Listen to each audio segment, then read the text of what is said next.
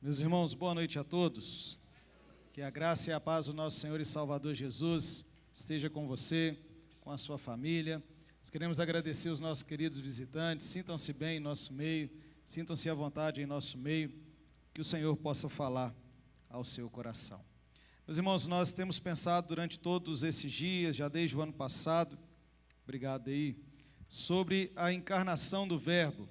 Nós vimos a encarnação do Verbo no Evangelho de Mateus e agora nós vamos ver essa palavra, essa encarnação no Evangelho de Lucas. E aqui então nós vimos hoje pela manhã que ele registra 4 hinos. Nós vimos hoje de manhã o Magnificat e agora eu convido você a nós pensarmos no Cântico de Zacarias, conhecido como Benedictus, ou Bendito. Então abra sua Bíblia, por favor, conforme registrado pelo evangelista Lucas, no capítulo 1, dos versos 56 ao verso 80. Esse é o texto da nossa meditação nesta noite, Lucas, capítulo 1, dos versos 56 ao verso de número 80. E eu peço você, meu irmão, que permaneça com a sua Bíblia aberta, para que assim nós possamos meditar neste texto. Como são muitos versos, nós vamos lendo em suas partes e assim expondo o texto. Meus irmãos, ao olhar para esse texto, eu comecei a reparar algumas coisas, e quem sou eu para falar de música diante da Claudete aqui à minha frente, logo no primeiro banco? Mas quando nós olhamos para esse texto, eu na minha simplicidade, tá, Claudete? Observei que os capítulos iniciais de Lucas são como duetos de uma oratória ou de um oratório. Nós vemos essas vozes afluindo no texto de maneira muito clara. Nós vemos uma voz que começa a cantar, que é o Cântico de Maria, e a primeira voz então adentra a essa bela canção. Logo depois, Zacarias adentra com a segunda voz, e lá na frente a harmonização dessas vozes ecoam com aquele coral de anjos, dando glória ao nosso Senhor, ao nosso Salvador Jesus. Então você perceba que é um grande coral, e hoje de manhã, a cabeça a gente falha, né, Claudete? Eu falei do coros, e aí a minha mente apagou, tive que seguir o sermão, e era exatamente essa a declaração.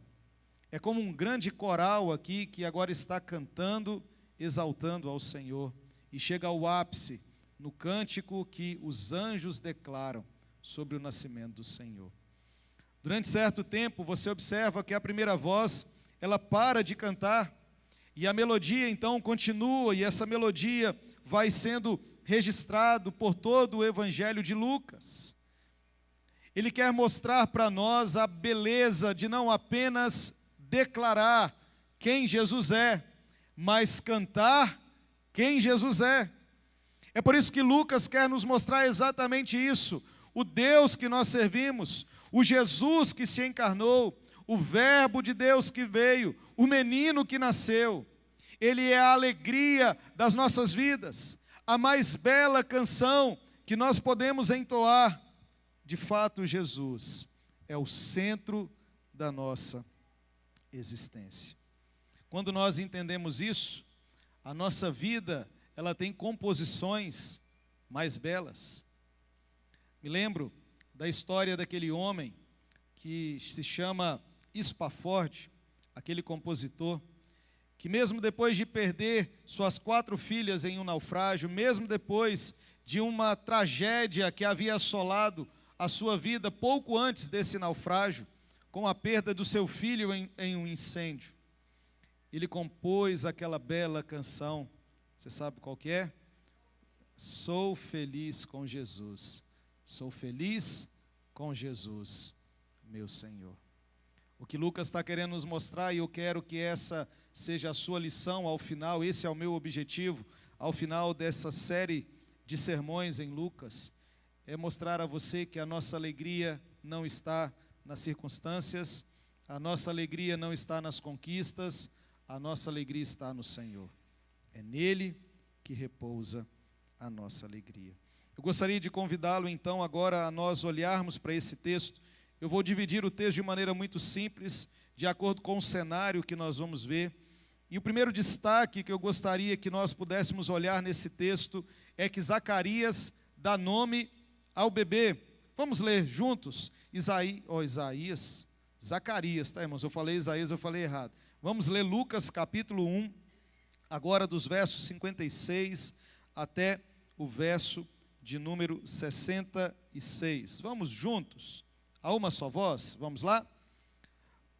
Maria permaneceu cerca de 3 meses com Isabel e voltou para casa.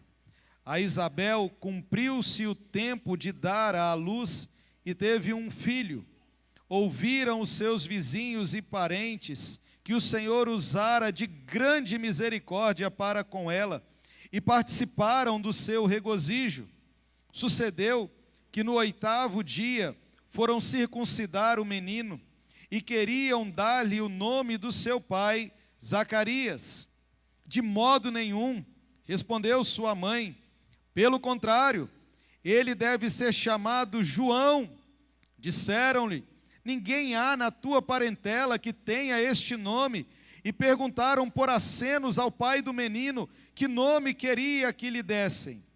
Então, pedindo ele uma tabuinha, escreveu: João é o seu nome. E todos se admiraram. Imediatamente a boca se lhe abriu e, desimpedida a língua, falava louvando a Deus. Sucedeu que todos os seus vizinhos ficaram possuídos de temor. E por toda a região montanhosa da Judéia foram divulgadas estas coisas. Todos os que ouviram aguardavam-nas no coração, dizendo: que virá a ser, pois, este menino? E a mão do Senhor estava com ele. Amém. Meus irmãos, quando nós olhamos para o texto, e eu peço que você fique com sua Bíblia aberta, nós vamos seguir exatamente o fluxo. Nós vemos que depois daquela viagem em que Maria se encontra com a sua prima já idosa, lembre desse paralelo porque ele é importante. Uma idosa, uma mulher que não podia ter filho, é abençoada pelo Senhor. Maria, ela se dirige a essa região montanhosa, ela se encontra com a sua prima Isabel, e hoje de manhã nós vimos isso, quando aquela criança no ventre de Isabel, ela percebe a presença de Jesus, ela pula, ela salta dentro do ventre da sua mãe, e agora ela está alegre, ao ponto de Isabel, ao sentir esta verdade, cheia do Espírito Santo agora, ela declara a mesma coisa, ela declara quem Jesus é, ela chama Jesus de Senhor. Passado esse acontecimento agora, Maria fica ali por 3 meses, 3 meses, ela fica na casa de Isabel. E eu gostaria de voltar os seus olhos agora, e enquanto eu narro o que está registrado nesses versos que nós lemos, você pudesse fazer esse exercício e pensar sobre isso. Imagine que numa comunidade de pessoas próximas, uma senhora, uma idosa, que não podia ter filho, ela engravida. Imagine essa cena. Com certeza todos nós diríamos: este é um milagre de Deus. Essa mulher era estéril, ela não podia ter filho, e agora já farta de dias, ela engravida, ela está grávida. Agora imagine, irmãos, porque no longo do tempo, nós podemos aqui conjecturar que as pessoas diziam: não, essa gravidez não vai chegar ao fim, ela é uma idosa, ela é uma senhora, ela não vai conseguir manter essa gravidez até o último dia. E agora então essa surpresa, ela aumenta ainda mais. Por quê? Porque além de uma idosa estar grávida, ela dá à luz a um filho. Esse filho nasce, conforme você pode olhar no texto, e no verso 58 então nos diz que os vizinhos, parentes, eles declaram esta verdade, como Deus usou de misericórdia para com ela, e eles participam desse regozijo. Meus irmãos, mas é interessante, eu quero destacar isso, que muitas vezes os nossos olhos não percebem o que está por detrás dos acontecimentos. Quando esse povo se regozija com o nascimento de João Batista, está sendo cumprido aquilo que o anjo havia dito em Lucas capítulo 1, verso 14. Quando o anjo disse o seguinte, que o povo se regozijaria com o nascimento. Diz assim, Lucas 1,14, em ti haverá prazer e alegria, e muitos se regozijarão com o seu nascimento. O que estava acontecendo naquela celebração, naquele regozijo, não era apenas uma celebração, mas o cumprimento da profecia que o anjo havia dito. E agora imagine esse cenário. Zacarias, que havia ficado mudo cerca de 9 meses ou 1 ano, quando o anjo fala e ele agora não confia, não acredita no que o anjo falou, ele ali está em silêncio, ele vê a chegada de Maria 3 meses antes, ele vê o que acontece ali com aquele diálogo entre a sua esposa e Maria, o que acontece no ventre da sua esposa, e agora ele vê esse cumprimento acontecendo porque o povo está em festa, o povo está em alegria. E agora então, o 8º dia chega. O 8º dia era o dia de fazer o quê? Circuncidar.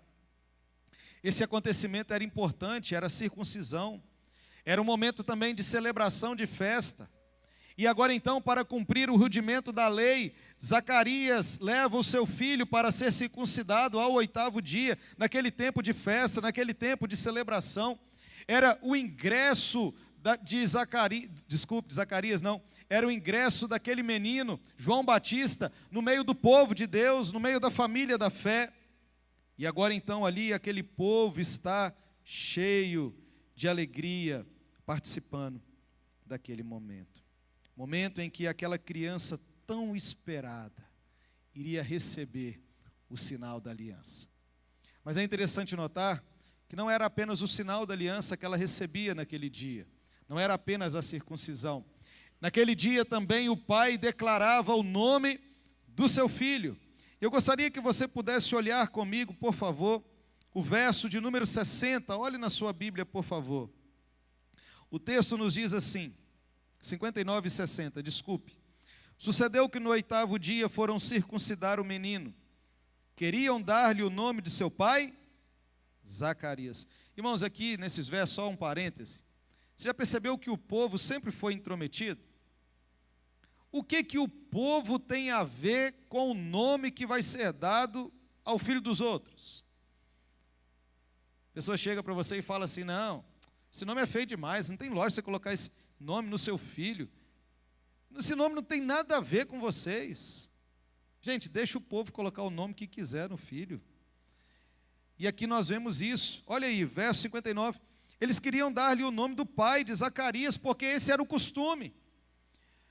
O primeiro filho, e um filho tão esperado como esse, era por tradição ser dado o nome do pai.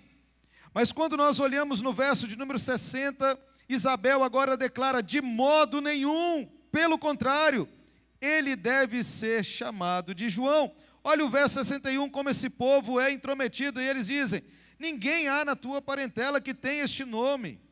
Olha isso. O povo quer impor para aquela mulher o nome que deveria ser colocado em seu filho. Só que o que está aqui, irmãos, é muito maior do que apenas dar um nome, mas era o cumprimento daquilo que foi mandado fazer. E de maneira então agora, e essa mulher cheia do Espírito Santo, ela declara isso, não, o menino tem um nome, e esse nome foi dado pelo próprio Deus. Não conseguindo convencer a mãe, agora o povo faz uma confusão, e lembre que agora nós somos informados de uma segunda coisa. Zacarias não fica apenas mudo, ele fica surdo. Imagine isso, irmãos. Aquele homem, ao ser confrontado pelo anjo, ele não fica apenas mudo, ele fica surdo. E o povo agora vai pôr acenos a ele, porque eles querem convencer aquele homem que o menino tem que se chamar Zacarias. E quando nós olhamos o verso de número 62 e 63, olhe comigo, por favor. E perguntaram por acenos ao pai do menino o nome queria que lhe desse.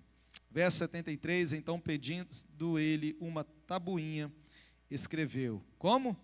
João é o seu nome. Eu não sei se você já parou para se perguntar, por que que no momento em que este homem escreve o nome do menino, ele volta a falar? Pergunta de catecúmenos. Por quê? Que foi exatamente no momento em que ele escreve o nome do menino. Sabe por quê que eu te chamo a atenção para isso? Porque teoricamente, a sua audição e fala deveria ter sido recuperado quando o menino nasceu. A profecia se cumpriu ali, será? Sim, ela se cumpre. Mas a convicção e a certeza de que ele confiou na palavra que foi lhe dada, acontece exatamente no momento em que ele coloca o nome que foi mandado colocar. Então, quando o nome do menino é escrito naquela tabuinha, ele está dizendo assim: eu creio no que o Senhor falou. Eu creio que esse menino que acaba de nascer vai ser um instrumento que preparará o caminho para o Messias, o nosso Salvador. Meus irmãos, quando nós então paramos para pensar nessa verdade, nós vemos que o próprio nome de João Batista já reflete o ministério que ele vai exercer. João significa o misericordioso, ou Deus de misericórdia. A maior demonstração da misericórdia de Deus seria anunciada por este menino. A maior prova da misericórdia de Deus não é a comida que você come. A maior prova da misericórdia de Deus não é o que você tem em sua conta bancária. A maior prova da misericórdia de Deus não é a saúde que você tem. A maior prova da misericórdia de Deus é um Deus perfeito, que envia o seu Filho perfeito para morrer por pessoas imperfeitas. E assim, nós termos a salvação. Meus irmãos, eu gostaria de aplicar e fazer uma primeira aplicação deste ponto em nossas vidas. Deus vai conduzindo as nossas vidas e as nossas histórias de muitas maneiras. A melhor maneira é você crer imediatamente. Quando Maria recebe o anjo, ela crê imediatamente naquela promessa. Quando Isabel fica sabendo, ela crê imediatamente. Zacarias, não. E enquanto elas aproveitaram aquele momento com alegria, Zacarias aproveitou aquele momento mudo e surdo. Crer imediatamente é melhor do que crer depois das consequências. E assim então acontece. Aquele homem, ele demorou, ele sofreu consequências, mas ele creu verdadeiramente em quem Jesus é. O meio ordinário, na ordem natural das coisas, que Deus usa para levar as pessoas a Cristo é por meio da pregação do Evangelho, da leitura da palavra. Esse é o meio ordinário, é a ordem natural. E talvez, meu irmão, você que aqui está ouvindo essa palavra há muito tempo, você tem ouvido mensagens, você tem ouvido sermões, e talvez você não entende por que a sua vida é marcada por consequências, e muitas consequências que te levam ao sofrimento, e talvez Deus o leva a esse sofrimento para que você venha entender: eu preciso crer verdadeiramente em quem Jesus é. E é por amor, é por graça que Deus assim vai fazendo. Foi por amor e graça que Ele fez isso com Zacarias, para que Zacarias pudesse crer, para que ele pudesse entender quem Jesus é. Os sofrimentos também são pedagógicos. Eles nos ensinam quem Jesus é. A grande pergunta que eu gostaria de fazer a você ao final desse primeiro ponto é uma pergunta simples. Você, de fato, já creu no Evangelho de Jesus? Você, de fato, já creu no Evangelho de Jesus? Irmãos, e eu chego a uma triste constatação: que muitos que vivem a vida de igreja ainda não entenderam esta verdade. é com temor, tremor e tristeza. Quando nós procuramos alegria em coisas fora de Jesus, nós não entendemos quem Jesus é. Mas o texto continua e nós vamos para a segunda parte do texto, e eu convido você então a olhar comigo, porque agora nós vamos ver, e o ponto é simples: Zacarias quebra o silêncio. E qual é a implicação desta quebra de silêncio? Eu convido você, por favor, a olhar a Bíblia comigo, a olhar a segunda parte do texto. Nós vamos olhar a partir do verso de número 67. Vamos lá? Verso de número 67, nós vamos ler até o verso de número 80. Vamos ler todos juntos? Vamos lá? Zacarias, seu pai,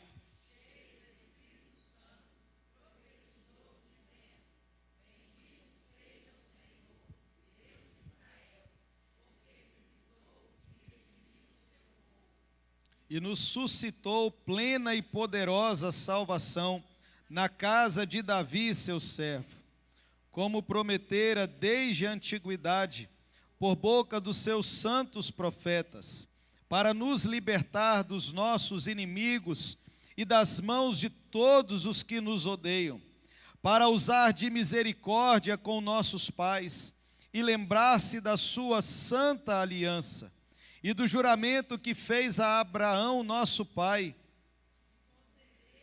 que livres das mãos de inimigos, adorássemos sem temor, em santidade e justiça perante Ele, todos os nossos dias. Preste atenção que agora no cântico de Zacarias, a primeira parte ele se dirige a quem?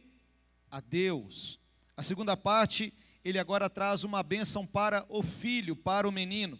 Vamos juntos a partir do verso 76? Tu, menino, serás chamado profeta do Altíssimo, porque precederás o Senhor, preparando-lhes o caminho. Desculpe, irmãos, vamos de novo aqui. Minha Bíblia está com a letra pequena, estou pior do que eu sou ali com a vista dele. Vamos, final de 76. Preparando-lhes os caminhos, para dar ao seu povo o conhecimento da salvação, no redimi-lo dos seus pecados, graças à entranhável misericórdia do nosso Deus, pela qual nos visitará o sol nascente das alturas, para iluminar os que jazem nas trevas e na sombra da morte, e dirigir os nossos pés pelo caminho da paz. O menino crescia,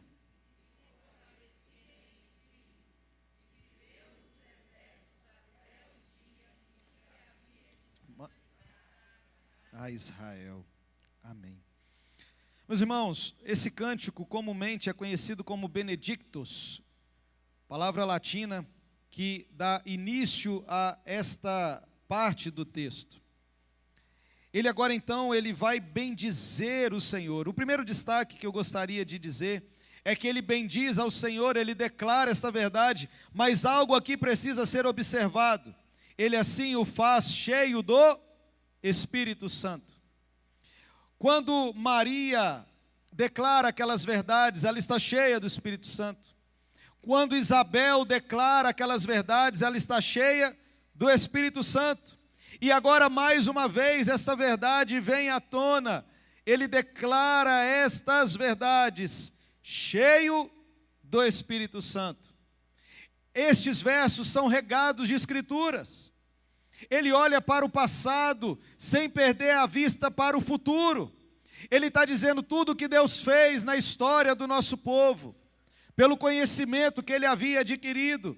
Ele agora olha para o futuro e diz, isso está se cumprindo em Jesus. Jesus é o cumprimento de todas as Escrituras. O Benedictus, este cântico que agora vamos ver, ele é muito semelhante com o que Maria declara, o Magnificat. Ambos declaram que quem os compôs estava cheio do Espírito Santo. E eles são cheios de referências bíblicas. Olha aqui para mim, irmãos, olha aqui para mim. Entenda uma coisa. Uma pessoa cheia do Espírito Santo, lembre o que eu falei hoje de manhã, não é uma pessoa que grita, não é uma pessoa que pula, não é uma pessoa que esperneia, não é uma pessoa que rodopia, não é uma pessoa que diz coisas de experiências sensitivas. Uma pessoa cheia do Espírito Santo é uma pessoa regada pelas Escrituras, que conhece a palavra de Deus com profundidade. Um crente que não conhece a palavra de Deus, ele não vai ser um crente cheio do Espírito Santo.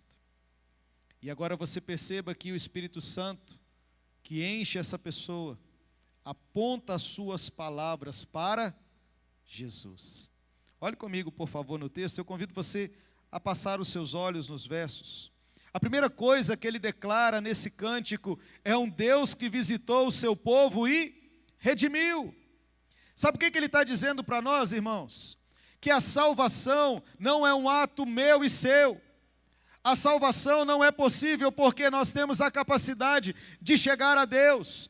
A salvação é possível porque Deus nos visitou, foi Ele que veio até nós, foi Ele que agiu em nós, foi Ele que nos deu a palavra, foi Ele que derramou o Espírito Santo. Então salvação não é porque você é bom, salvação é porque Deus veio até nós.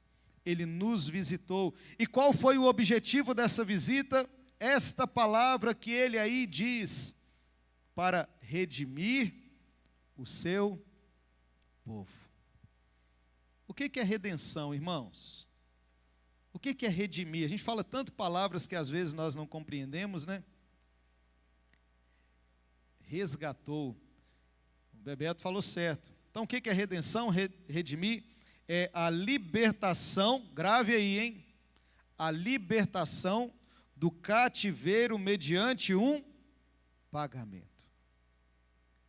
Deus enviou o seu Filho para pagar o preço que nós não podíamos pagar.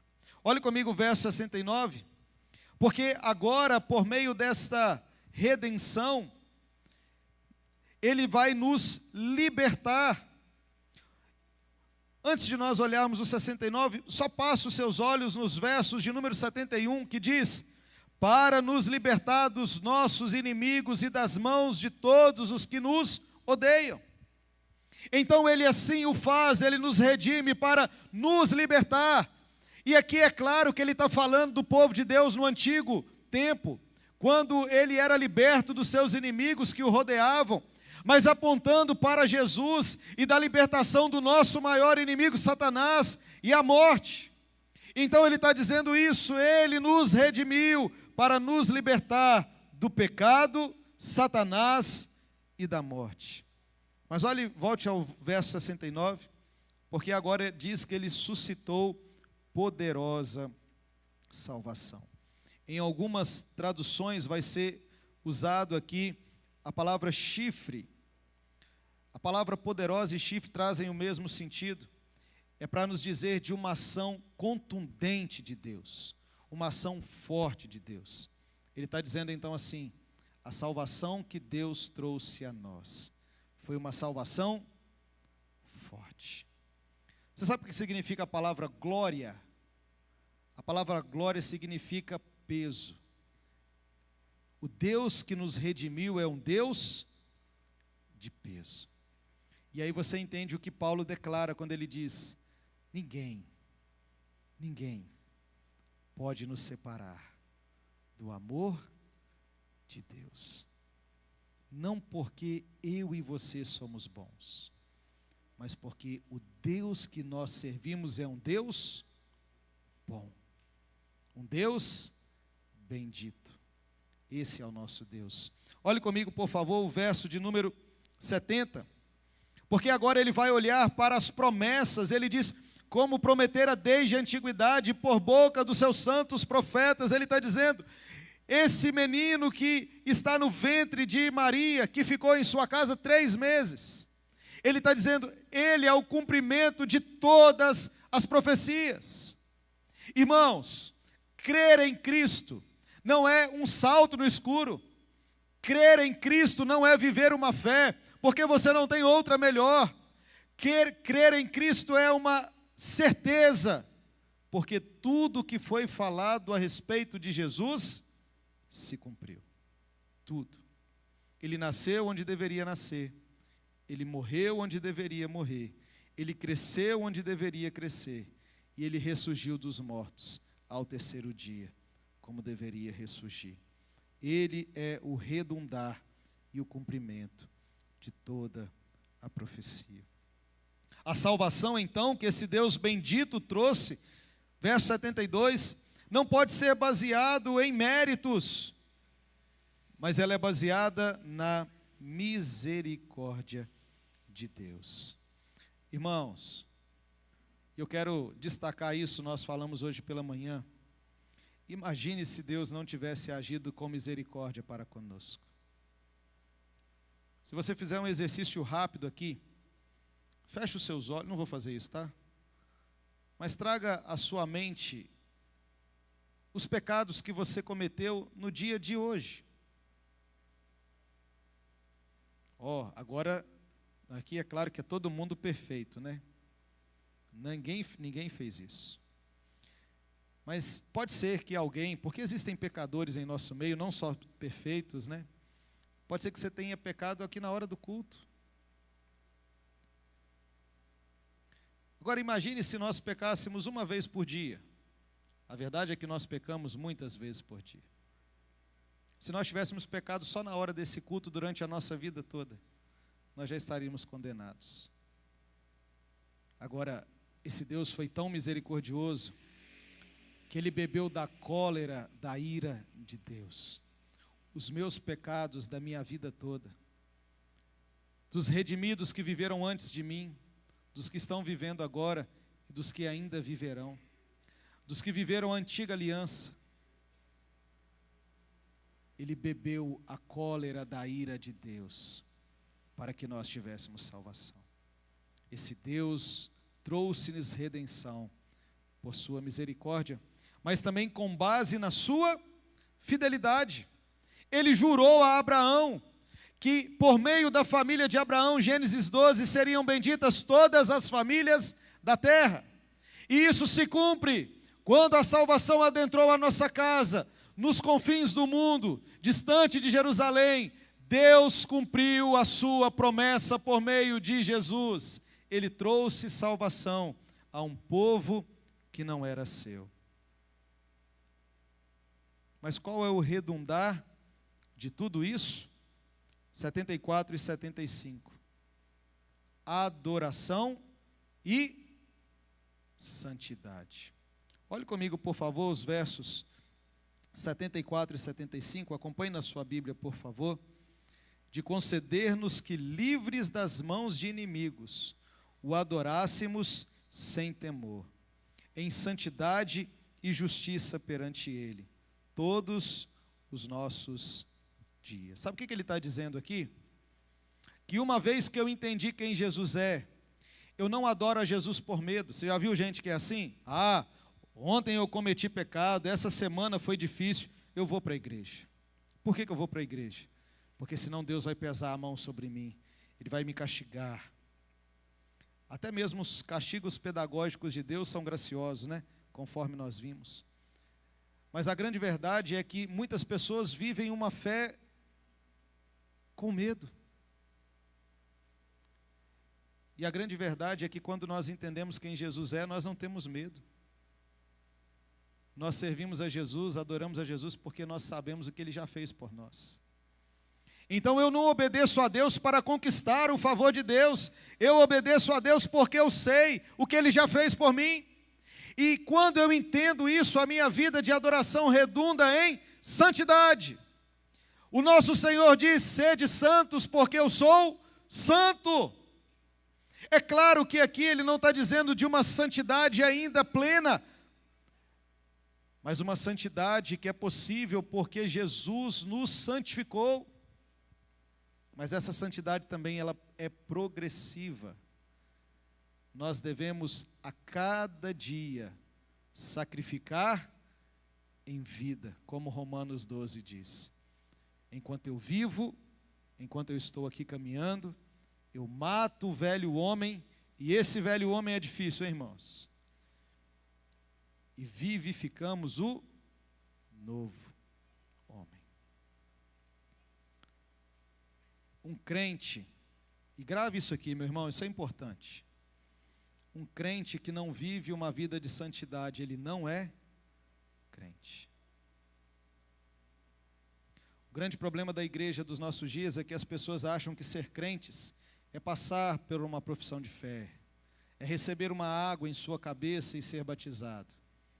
Isso é importante, mas não é isso que diz quem você é. Quem diz quem você é se você é cheio do Espírito Santo e vive uma vida de santidade. Deus não habita no meio do chiqueiro. Deus vive em meio a um povo que o ama. Mas o texto continua, olhe comigo, por favor, porque agora nós vamos chegar à segunda parte do texto. Dos versos 76 ao verso 79, agora, esse cântico conduz na bênção que ele traz sobre esse menino. Olhe comigo, por favor, o verso 76, porque ele vai dizer: tu serás chamado profeta do Altíssimo. Olha aqui, irmãos, aquele que ficou mudo e surdo porque não creu, agora ele crê. E ele diz: esse menino, meu filho, que se chama João, que traz a mensagem do Deus de misericórdia. Esse menino é profeta do Deus Altíssimo. Irmãos, eu fico a pensar, e aqui, irmãos, eu não sou adepto da confissão positiva, nós temos que tomar cuidado com isso, né? Sua palavra tem poder. Irmãos, graças a Deus que nossa palavra não tem poder de conduzir a história dos nossos filhos. Porque ao longo da jornada a gente fala tanta besteira dos nossos meninos quando você está com raiva. Deus é um Deus de misericórdia. Tem pais que amaldiçoaram os seus filhos, e esses filhos foram cuidados pelo Senhor. Então, palavra tem poder até um certo ponto. A gente tem que tomar cuidado com isso. Mas fecho aspas e volto ao texto. Mas é verdade que nós devemos declarar a palavra de Deus na vida dos nossos filhos. Nossos filhos é o maior presente que nós temos. E este homem agora, ele declara palavras belíssimas sobre esse menino. E palavras essas que eu e você podemos dizer sobre os nossos filhos. Nós devemos almejar e declarar que os nossos filhos sejam profetas de Deus. Isso não quer dizer que eles vão ser pastores, não é nada disso. Mas que eles vão proclamar a palavra de Deus, eles vão amar pregar essa palavra, eles vão amar anunciar essa palavra. É claro que João Batista tinha um ministério específico, e aqui agora mostra que Zacarias entende esta verdade. Mas nós devemos declarar isso sobre a vida dos nossos filhos. Que eles amem a palavra de Deus. Mas olha em segundo lugar o que ele diz sobre o menino. Ele agora diz, esse menino é profeta de Deus. E por quê? Por que ele é profeta? Ele nos declara isso no verso seguinte, no verso 77, quando ele diz: para dar ao seu povo conhecimento de quê? Da salvação. Irmãos, é muito importante nós conhecermos tudo da teologia. É importante sim. É importante nós conhecermos os atributos de Deus conforme nós estamos estudando. Mas muito mais do que isso, o Evangelho é simples. E o que nós precisamos trazer às pessoas é: Jesus é o caminho que pode salvar a sua vida. Eu já passei dessa fase, né? Que eu agora sou um pastor experiente. Mas eu fico vendo um grupo de crentes perdendo tempo discutindo na internet. Eu já fui bobo assim. Irmãos, o que vai salvar a pessoa não é se o batismo é com água na cabeça ou se é por imersão. O que vai salvar a pessoa não é a forma de governo da sua igreja. O que vai salvar a pessoa é Jesus. Você imagine se nós esperássemos de ficar discutindo, perdendo tempo com essas discussões banais, com o que é periférico da nossa fé, e nós usássemos as nossas mídias sociais para proclamar a verdade de quem Jesus é. Trazer conhecimento ao povo da redenção que Jesus pode trazer. Olha o verso 78, Porque no verso 78 agora ele vai dizer uma segunda verdade sobre esse menino. Ele diz: graças à entranhável misericórdia de nosso Deus, pela qual nos visitará o sol nascente das alturas. Ele está dizendo, e ele vai pregar aquele que vai iluminar o nosso caminho, aquele que vai trazer luz em meio às trevas, e é exatamente isso que nós devemos fazer, pregar Jesus. Porque quando Jesus chega, quando Jesus adentra a história, não tem trevas que pode permanecer. E ele diz mais, verso 79, para alumiar os que jazem nas trevas e na sombra da morte, e dirigir os nossos pés pelo caminho da paz. É claro que João Batista que Zacarias está declarando isso para João, que depois se chamaria João Batista. Ele está dizendo como o ministério de preparar o caminho é importante, porque ele prepararia o caminho para o grande Senhor, que conduz os nossos pés em paz. E talvez você está falando assim, pastor, mas na minha vida não tem paz. E mais uma vez é porque você não está entendendo o que é paz. Tem uma música que eu gosto muito de uma banda que o pessoal mais antigo escutou muito, Banda Resgate. Quando ele fala sobre a paz, ele diz que a paz não é o que nós encontramos no mundo. Porque a paz do mundo é uma paz que se prepara para a guerra. Toda guerra é feita em nome da paz.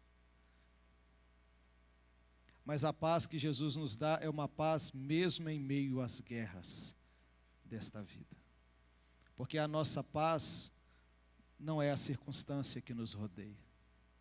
Se a nossa alegria é a pessoa de Jesus, a nossa paz também é a pessoa de Jesus.